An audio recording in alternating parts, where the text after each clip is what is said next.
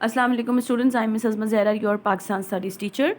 Today we are going to start SLO attempts at constitutional reforms, in which we will learn inshallah Parliamentary reforms 1909, reversal of partition of Bengal 1911, Lucknow Pact 1916, Montauk Calford reforms 1919, Simon Commission 1927, Nehru Report 1928, Jinnah's 14 point 1929, Round Table Conference 1930 till 32, Government of India Act.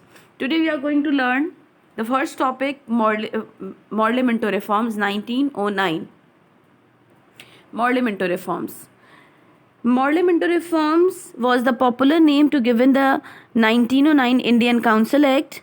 Morley, the head of the Indian office, and said, reforms may not save the Raj, but if they don't, nothing will.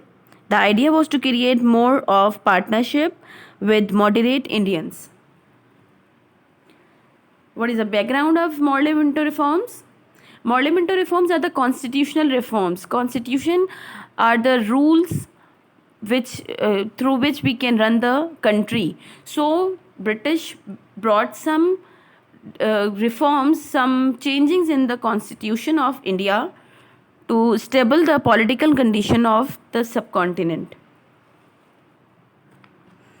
3 years later, the formation of Muslim League, Parliamentary reforms were introduced in 1909, which contained the most important demand of Muslim League, the right of separate electorates for Muslims. At that time, the great political consciousness was seen amongst the Indians after Bengal partition. Political parties like Congress and Muslim League were emerged. British government were affected by these parties.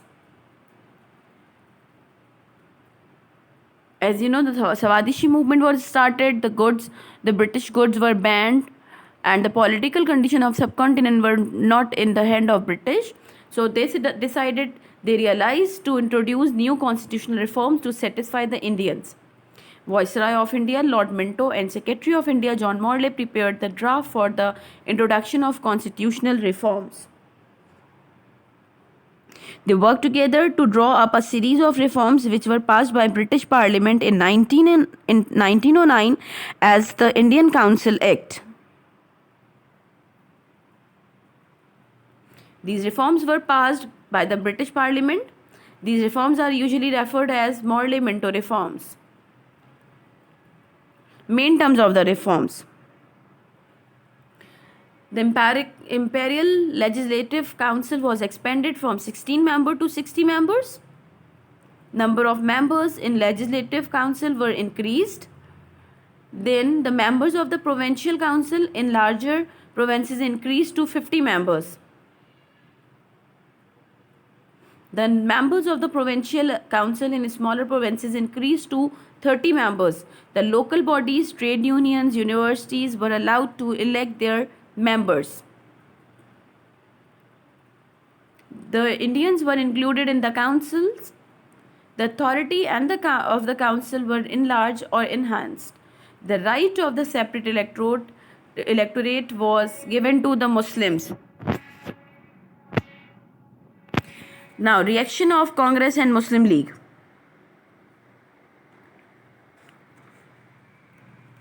The most important consequence of the reform was acceptance of separate electorate for Muslims. The Hindu argued that this was undemocratic, and for the next 25 years, Congress was to pass an annual resolution called for an end to separate electorates. As you can see in the slide, Congress requested self-government at that time, condemned partition of Bengal, and supported boycott of British goods. On the other hand, Muslim League declared loyalty to the British, supported partition of Bengal, opposed boycott of British goods.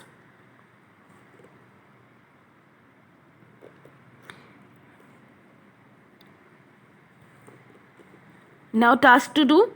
You have to do this task in your copy. The parliamentary reforms did not did nothing to improve the position of Muslims in India. Explain whether you agree or disagree with this statement in the do the task with the help of your book and the video.